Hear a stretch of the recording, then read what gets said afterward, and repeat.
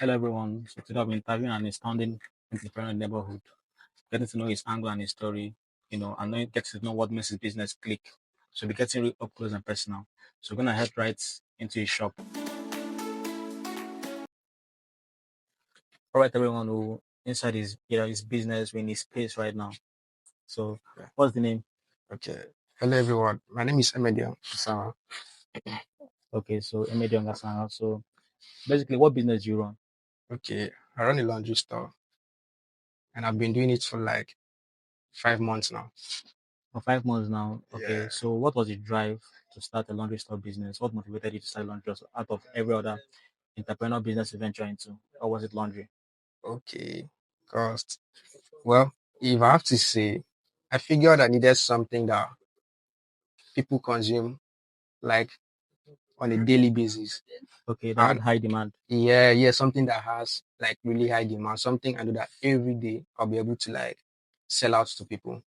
And I Okay, thought of a lot of things and I actually looked at my budget. So okay, when I had considered all that factors together and already had this location in mind, okay, so I decided to come up with the laundry business idea.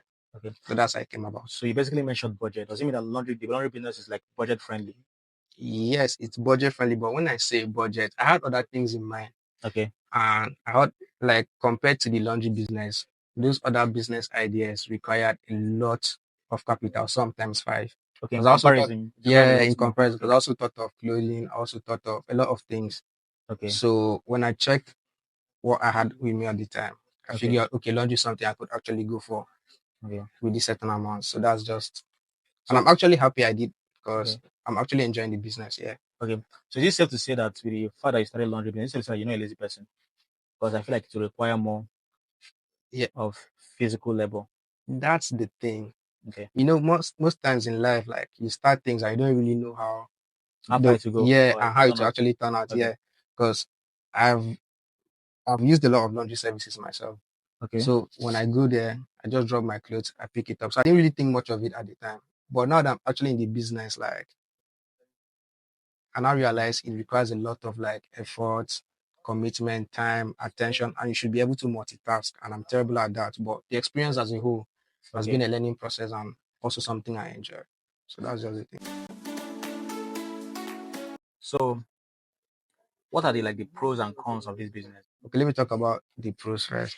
Okay, so here's the thing. I'm actually into tech. Yeah. I'm a freelance web designer and also a customer success specialist. Now, with that in mind, I used to believe I'm very, very good at multitasking because as a customer success specialist, you should be good at multitasking. Yeah. But ever since I came into London, like decided to open this business, Okay. and I realized something that the multitasking skills I thought I had or how good I was is like this business really tested that skill. Okay, business took a toll on you, basically. Yes, Yeah. because in a day you deal with a lot of people. Imagine dealing with 10 customers a day, and 10 customers don't just give you like 10 pieces of clothes. 10 customers might be equal to like 100 pieces of clothes, sometimes even more than that. So And it's up to you now to ensure that, although we have a record, we record those things, but it's up to you now to be able to like memorize all those things, record them up, and know that as I'm doing this, I should be doing this, I should be doing that. Okay, this person is coming by this time. So while you're doing this, you're doing that to ensure that okay, while this person is coming by this time, the next person that's coming by that time, you're also able to like deliver to that person. wait, that's basically like a supply shock, will I say? Yeah. Can I say supply made you cry, basically?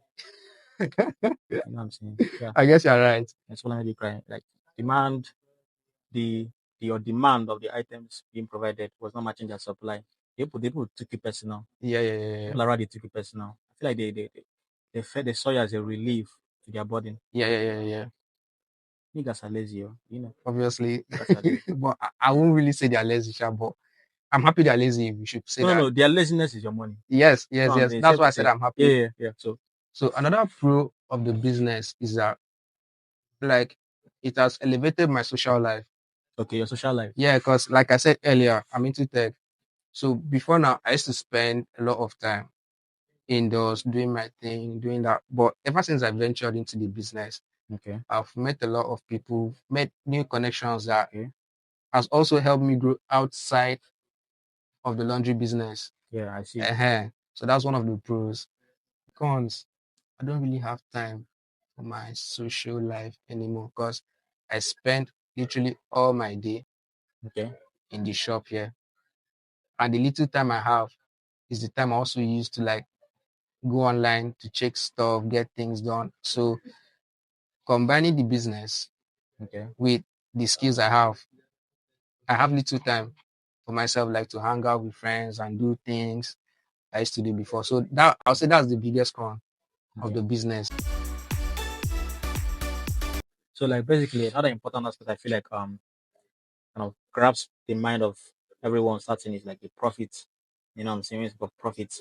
You know what I'm saying? Because basically people want the profits to match the effort. Basically, Yeah, yeah, let's be yeah, worth it. yeah. So how profitable is this business?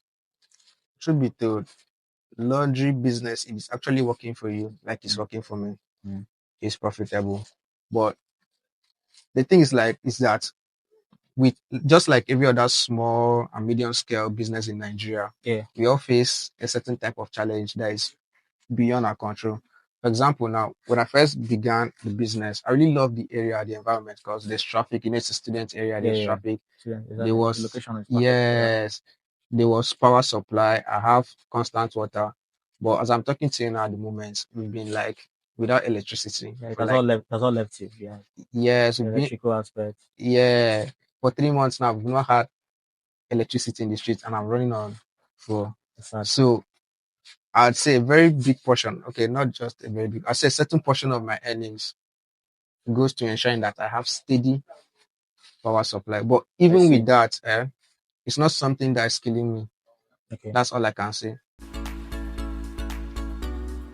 When it comes to like the way you relate with, let's say, your co-workers and the rest, because I would say that you're the CEO to that extent, so you're the one that is how do you is there a particular secret to how you relate to everyone that is good for you?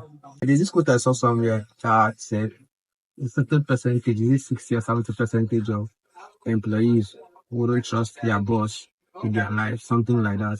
Yeah, I wouldn't trust your ears. Okay, Yeah, okay. That's kind of something like that before. yeah, something like that. So when I saw that quote, like with that in mind, I'm very careful. Just like I'm careful with the way I relate to my customers, Okay. I'm also careful with the way I relate with my employees, the people under me. I see. Yeah, because if someone is not happy to work under you, that person can never go the extra mile. That person might do their best because the person is trying to get what he or she is trying to get from you. Yeah. But talking about going the extra mile, if that person does not have a certain amount of respect for you, that person can never go that extra mile. So I try my best to be very, very cordial in the way I relate to people. That's the thing. So customer relationship that is top notch. You basically have to see whoever within the work circle, see them as family, whoever you work with and the rest, there be some sort of mutual understanding. Yeah, what's maintaining the hierarchy. And the entrepreneurial field is basically a niche in which needs a lot of motivation to venture into a reason, the mountain reason to pull through. So what's one word I want to give out to, every hustler out there, that wants to start something, that yet to start something, that will basically start something. Just say one thing. That is capital. Capital. Capital intensive. Yes. In order for you to run a successful business, you must have the right capital. Well, capital is everything. If not, you struggle. Okay. But and literally like while people want to enter into business is to kind of, get off the rat race, kind of remove the struggles. You get so that means that maybe at that moment they do not have, let's say they won't have sufficient capital in the right sense. So is that like kind of a round number you can give basically, or like a ceiling to the number, like how much minimum that's required just as a startup? As a startup, it still depends on what you want. And knowing what you want, you should be able to have the right capital to ensure that what you want helps you succeed. Because most people I don't know, believe in hard work. Yeah, hard work is good, but without the right capital, your hard work amounts to nothing. So back to what I said earlier, it's just the right capital. Have the right capital, and you'll be able to like run a successful business. But basically, I want to leave you with a nugget. When it comes to like addressing problems in business, Elon Musk once said that it is good to boil things down to its fundamental truth. when you are trying to address your problem in business, you boil down to that truth. Yes. And then further iterated, like further exemplified for that instance is this is a the Toyota company, Toyota, yeah, the company basically. They have these levels of addressing problem. They call it the 5 whys. You know what I'm saying? When you have a problem, you ask why it is so. You give an answer, if you ask why 5 times, you get. At the end of the time, you will now boil it down to the kind of the principal reason why every other thing occurred. I don't understand. Okay, for instance, now, I could ask you, what problem do you encounter in your business, basically? What's one problem you encounter in your business? Power supply. Why power supply? Because my business is built fundamentally sure. It depends 100% on power supply. Without power supply, While, around. do you feel like your business could only be dependent on power supply alone, generated from NEPA or EDC? No. The other way is What are the other ways? so like the generator that I'm using at the moment, which I don't think is a sustainable source of power supply. Why the generator? Okay, why I'm using generator at the Yes, moment? yes. Because I'm not getting power supply from it is the government. Okay. And then ultimately, it's not a good source of power supply, right? Yes, and generator is not a good source of power supply. So why generator is a good source of power supply, basically? And is there any alternatives? First of all, the reason why it's not a good source of power supply is that there's only so much you can do with the generator. Because let's say I'm washing the machine and I'm ironing at the same time. You can do that for a week, but that takes a toll for the generator. Okay. And if it breaks down now, I might end up losing hours. Okay. Hours that I could have used to like get things done. Yes. So imagine losing hours simply because you're trying to sort out your generator. Okay. Yeah. So it's not sustainable. What else do you consider as an alternative to that? Using solar. That comes to solar, right? Yeah. So like, do you feel like solar energy or like the use of solar will solve your problem when it comes to energy and be more efficient in that regard? So they consider the fact that we're living in Calabar, a very a city full of sunlight, you know what I'm saying? I see. So you now see that the problem now, we're mitigating these 5, processes. The problem now boils down to using solar, ultimately. Yeah. So taking a look around the shop, what's the particular area for? Okay, so this is my shop where I drop my clothes are ready for pick up. Okay. So when we iron, we bag them and we drop them. And we don't just drop them anyhow. For example, the clothes over here belong to one customer. This rows, this two belongs to one, this one belongs to one person, and this belongs to another person. Okay. Yeah, so that's what we do. So like you basically know each customers, Yeah. in person, like the clothes, who has which clothes and who has what. Okay. Yeah. And one thing this business has actually taught me, Okay. actually helped to improve, Okay. is my attentiveness. Because you have to be Very important. Very articulate. yeah. Let's one come and ask you for his jeans and you think they give you a plain trouser or whatever. That will cause issues. You know what I'm saying? I see. So basically, I love the ambience of the shop, the way you decorated it. Over here, so over here is where the main work happens, where the magic happens. This is where I wash my machine. Okay. And this is the everywhere we iron. So out of curiosity now, what is like the current market price of this machine? Do you know? Or at the time you bought it? At the time I bought it, let's just say if you want to get something like this, Okay. you should keep around, let's say 180 to 200. Okay. 180 to 200. Yeah, 180 Get to it. 200, yeah. I see. So I see like you have your workers. I'm not gonna pretend like I know someone before. I'll just call them your worker. Okay. So I feel like maybe like this guy now is doing something that you pay him more, right? Yeah, You get more pay and the rest are not doing much. yeah. I don't know what this They, guy. they all have a role to play. That we want to play. Yeah. Make the whole workspace lively. Yeah. You guys can see the workspace and the rest. You know what I'm saying is workable. And the rest, The space is not much, but it does the work. he does the work, gets the job done. That's what's most Yeah, important. it You know gets the what job done. I'm saying? So I must appreciate you for taking time out of your busy schedule to let me interview you and know about your story and your angle. What makes your business tick. Is what I'm saying. So I must also applaud you for the fact that you actually took that bold step to start.